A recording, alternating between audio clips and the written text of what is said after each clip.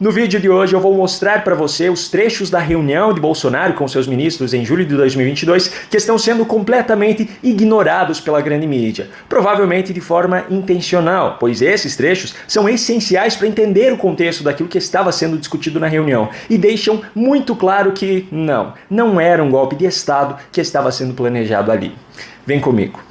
No vídeo de ontem eu já analisei aqui aqueles trechos polêmicos da reunião que já estavam sendo divulgados, onde supostamente, seguindo a linha de narrativa contada pela grande mídia, liderados pela Globo, um golpe estaria sendo planejado. E apesar desses cortes, como eu já mostrei no vídeo de ontem, não evidenciarem nenhum planejamento de golpe de fato, muito menos de qualquer coisa que não esteja previsto na Constituição, eles eram obviamente os trechos mais convenientes para a construção dessa narrativa. Enfim, o fato é que depois desses primeiros trechos polêmicos terem sido disponibilizados, na tarde de ontem, a íntegra da reunião foi disponibilizada. Surpreendentemente, até em canais como o da Folha de São Paulo no YouTube. Mas é claro, 99,9% da população brasileira não vai assistir uma reunião de 1h30, ainda mais com um áudio gravado em uma qualidade muito ruim. Mesmo assim, o G1 continua sem divulgar a reunião na íntegra, continua apenas publicando aqueles recortes mais convenientes. No momento em que eu estou gravando esse vídeo, a reunião golpista, como ela está sendo chamada por eles,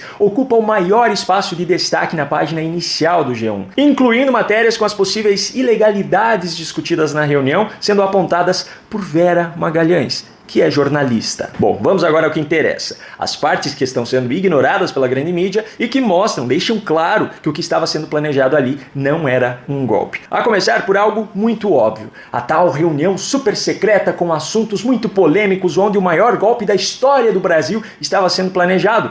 Tinha garçom, fotógrafo e diversas outras pessoas, além dos ministros de Bolsonaro. Pessoal, estou aguardando chegar um deputado aí, enquanto não chegar, tratar de outros assuntos aqui. Partindo agora para as discussões, de fato, o primeiro trecho que eu trago aqui é um em que Bolsonaro fala que é preciso agir sim, mas deixando claro que não é providência de força. Nós vamos esperar chegar 23, 24, para se fuder, por que tu não é providência pela tarde? E não é providência de força não, caralho. Não é dar tiro, Paulo Sérgio, ou botar a tropa na rua, tocar fogo, não é isso, porra! Logo na sequência vem aquela fala em que Bolsonaro estava dizendo que todos os seus ministros precisavam dizer a mesma coisa que ele estava dizendo nessa reunião. Daqui para frente, quero que todo ministro fale o que eu vou falar aqui e vou mostrar. Só que essa imposição autoritária do presidente, como foi pintado pela grande mídia, veio seguida de uma exceção apresentada por ele. Se o ministro que tiver algo contra apresentar a ele o que está errado na fala dele, ok, tudo bem, pode ir contra o que ele está falando. Mas se não tiver argumentos, deve seguir a mesma linha. Se o ministro não quiser falar, vai vir falar para mim. Por que ele não quer falar? Se apresentar onde eu estou errado, bom. Agora, se não tiver argumento para me demover do que eu vou mostrar, não vou querer papo com esse ministro. Outro ponto muito importante dessa reunião são algumas perguntas lançadas por Bolsonaro como suspeitas sendo levantadas. Ele ainda diz que ele não tem provas disso, mas que ele não tem dúvidas. Será que tem fraude dentro do TSE? Será que o ministro do TSE tem milhões de dólares cada um? Será que o outro ministro está ganhando 50 milhões de dólares? Será que é grana que tem nisso? Eu chutei um número aleatório. 3 ministros, 2 ganham 30 milhões de dólares e um ganha 50 milhões de dólares. Será que é isso? É uma questão de... Imagine, pessoal, se eu fui no evento, eu já fui convidado para conhecer locais cabulosos aqui no Brasil.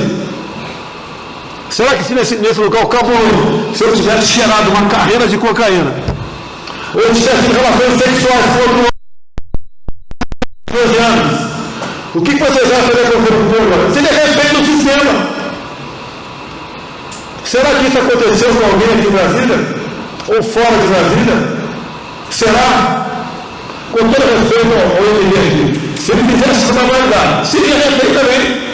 Qualquer um de vocês seria refém. Será que é isso que está em jogo?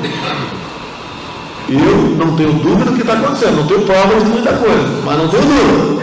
Mais uma fala relevante de Bolsonaro é sobre os seus ajudantes de ordem. Ele fala que eles não foram escolhidos por ele, mas pelas Forças Armadas, e que desde o início ele sempre deixou claro que eles poderiam reportar absolutamente tudo para os seus superiores, pois ele não tinha nada a esconder. Que é exigido o ajudante de ordem meu? Para quê? Para ver, logicamente, o que eu converso com ele. Que os 4, eu não escolhi. Quem escolheu os 4 foram as Forças Armadas. Eu não escolhi nenhum. Diferentemente do Mourão, que escolheu os 4. E a primeira reunião que fiz com eles, pode conversar com seus superiores, tudo o que acontece aqui. Falar a verdade, não tem problema nenhum, não tem aqui, dar um jeitinho, esconder. Se chegou um cara com uma caixa de sapatos para me visitar, o mês que vem o mesmo cara com a mesma caixa de sapatos visitando. Se tiver isso, pode falar. Pode falar o que quem eu residi na Alvorada. Bolsonaro apresenta nessa reunião um material com dados da apuração dos votos das eleições presidenciais de 2014 e 2018 e também das eleições municipais de São Paulo de 2020. Só que a explicação desse material feita por ele é muito demorada, então eu não vou trazer aqui, mas se você quiser assistir essa apresentação na íntegra, basta procurar os vídeos que estão disponíveis no YouTube da reunião completa. O fato é que esses dados apresentados por Bolsonaro, segundo ele, evidenciam situações que tinham probabilidades insignificantes de acontecer, mas aconteceram. E isso, segundo o que ele diz, é uma prova de que o sistema estaria suscetível a fraudes. Agora, me permitam fazer uma pausa aqui para esclarecer. Eu não estou manifestando a minha opinião. Eu estou relatando o que foi apresentado na reunião. Bom, o deputado Felipe Barros, também presente na reunião, apresentou 2 pontos que, para ele, apresentavam fortes indícios de que poderia haver, digamos, problemas na votação. Só 2 fatos a acrescentar, presidente. O servidor Cristiano Andrade, que é o coordenador de infraestrutura da Secretaria de Tecnologia da Informação do TSE. É quem, segundo a estrutura do TSE, teria a obrigação de fazer o backup dos logs e de manter esses logs arquivados. Esse servidor, segundo o próprio inquérito, estudo registrado dentro do inquérito, ele também teve a sua senha utilizada, ou permitiu que a sua senha fosse utilizada pelos hackers junto com a senha do ministro Banhos. A senha é essa que foi utilizada pelos hackers durante todo esse período de quase 1 ano que eles estiveram dentro do sistema. E foi esse mesmo servidor que demorou 7 meses para responder o delegado da Polícia Federal sobre os logs e responde depois de 7 meses, dizendo que uma empresa terceirizada, que é esse meio, uma empresa terceirizada havia apagado os arquivos logs. E foi esse mesmo servidor que me denunciou, eu e o senhor, e pede a abertura de inquérito para investigar e ao senhor por conta da live que nós comentamos sobre esse inquérito.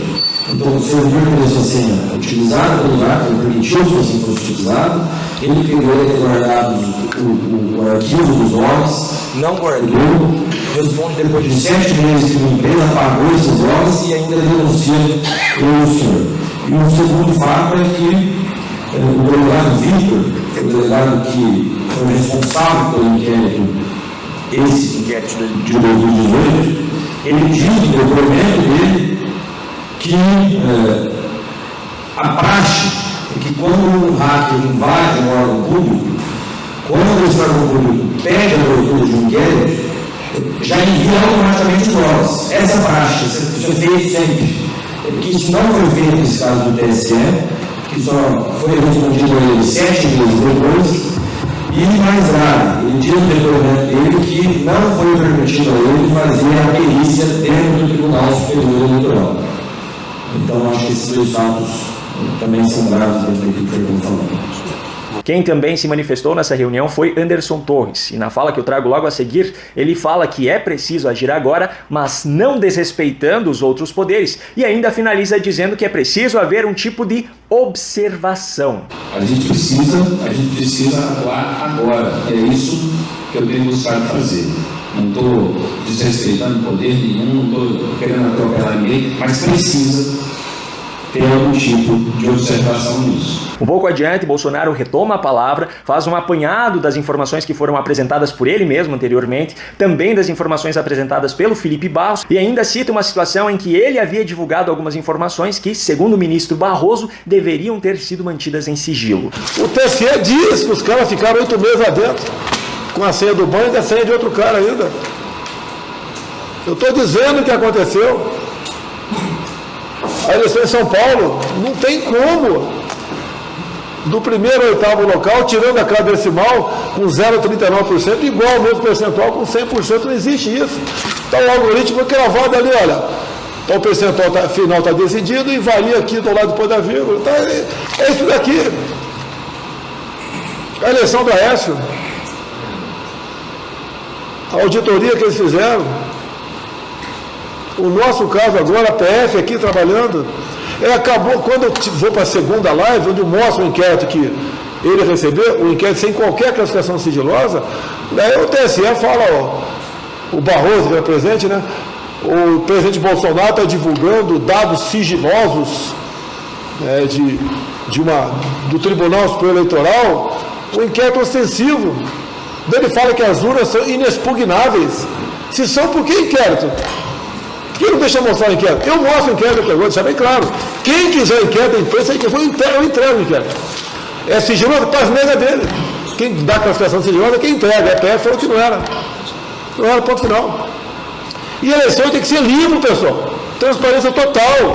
Qualquer dúvida, vamos investigar. Faz exatamente o contrário. Outra fala importante é a do ministro da Defesa, Paulo Sérgio Nogueira de Oliveira, sobre a Comissão de Transparência Eleitoral. Então, a Comissão de Transparência Eleitoral, é isso que está acontecendo. A comissão está mantida.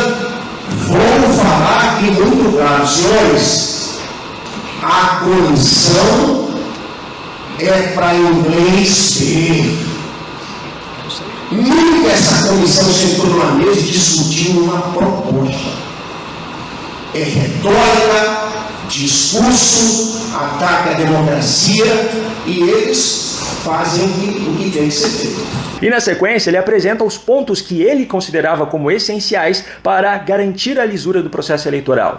Uma entidade fiscalizadora, ela fiscaliza, ela não audita, ela não põe a mão no fogo, eles não vão deixar mexer na máquina. Mas nós vamos estar do lado da máquina, por exemplo, quando forem lacrar o sistema. Talvez a coisa mais importante na lacração do sistema é quando vai se fechar o cofre do sistema que vai sair para todas as urnas. Nessa hora nós vamos exigir que seja feito um teste de integridade, por exemplo. E aí os técnicos sabem, eu sei, mas não vou entrar em detalhe aqui. Se ele se negar a fazer aquele teste de integridade, eu vou ficar duvidando mais ainda, vou registrar, tornar público em ata e tudo mais, para que a gente possa fiscalizar todo o processo. Agora, no recorte que eu vou mostrar a seguir, quem fala é o advogado-geral da União, Bruno Bianco. E nessa fala, ele deixa muito claro, o objetivo é ter eleições limpas. O primeiro ponto que eu deixo claro é que nós estejamos em conjuntos para que possamos dizer o nosso objetivo é que a eleição seja limpa. Outro trecho que eu trago aqui é de uma fala de Wagner Rosário, ministro da Controladoria Geral da União. E nessa fala ele cita um relatório do TCU, que segundo ele já estava pronto naquele momento. Inclusive, ele pede antes se a reunião estava sendo gravada, demonstrando que estava receoso em passar essa informação. Eu vou falar assim, o Bianco falou do TCU, a reunião está sendo gravada? Não. Tá? Não. Hein, presidente? Está sendo gravada? Eu mandei gravar a minha fala. Tá, beleza. O TCU já soltou o relatório dizendo que as urnas são seguras. Não tem mais, o relatório não dá. Como é que é? O TCU já soltou um relatório dizendo que as urnas são seguras. Sim. O relator foi Qual foi o ministro encarregado desse relatório? Logo na sequência, Bolsonaro retoma a palavra e fala então sobre o documento que, na visão dele, deveria ser redigido, encaminhado à OAB para que sua aprovação lhe concedesse credibilidade e ainda assinado por todos para informar que não seria possível garantir a lisura do processo. Pô, mais claro do que está aí, mais claro. Impossível. Eu acredito que essa proposta de cada um da Comissão de Transparência Eleitoral tem que, quem responde para a CGU vai, quem responde para a Força Armada aqui, é botar algo escrito, tá? E pedir à OAB, a OAB vai dar credibilidade para a gente, tá? Polícia Federal, dizer até o presente, uma nota conjunta, vocês todos, top, tá? que até o presente momento, dado as condições de se definir a lisura das eleições, são simplesmente impossíveis de ser atingidas. E o pessoal assim de baixo. E o último trecho que eu separei aqui é de Bolsonaro falando que perder uma eleição na democracia não tem absolutamente nenhum problema. O que não é aceitável é perder a democracia em uma eleição. E ainda traz novamente aquelas suposições feitas por ele anteriormente sobre valores recebidos por ministros. O pessoal perder uma eleição não tem problema nenhum. Nós não podemos perder a democracia numa eleição fraudada. Olha o Fachin, os caras não têm limite. Eu não vou falar que o Fachin está levando 30 milhões de dólares. Não vou falar isso aí. Que o Barroso está levando 30 milhões de dólares. Não vou falar isso aí. Que o Alexandre Matos está levando 50 milhões de dólares. Não vou falar isso aí. Não vou levar para esse lado. Não tem prova. Mas algo esquisito está acontecendo. Bom, diante dos trechos que eu mostrei para você nesse vídeo e unindo-os àqueles outros já divulgados pela grande mídia desde ontem, a conclusão é muito clara. Não era um golpe de Estado que estava sendo planejado ali. O objetivo de tudo que estava sendo discutido nessa reunião era simplesmente garantir a lisura do processo eleitoral, pois as evidências que eles tinham em mãos naquele momento estavam fazendo com que eles acreditassem que não aconteceria dessa forma. E esses questionamentos, essas suspeições, nunca foram problema no Brasil. Lula já fez isso, como aconteceu em 2002. Flávio Dino já fez isso também em 2009, 2012 e 2013. Até o próprio Alexandre de Moraes, em 2017, defendia reformas no sistema político eleitoral. Mas agora, sabe-se lá o porquê. Qualquer comentário que dê a entender que o sistema não é perfeito é chamado de golpe. E para aqueles que tentam incansavelmente construir a imagem de golpista no governo Bolsonaro e na direita brasileira, alguns trechos específicos dessa reunião foram oportunidades de unir o útil ao agradável. No canto da sua tela aparecerão agora recomendações de outros vídeos aqui do canal para que você os assista caso ainda não tenha feito. Se você gostou desse conteúdo e quer receber os novos vídeos aqui do canal, se inscreva e ative o sininho de notificações. Essa é a única forma de garantir que o YouTube entregará esses conteúdos a você. Um grande abraço e até o próximo vídeo.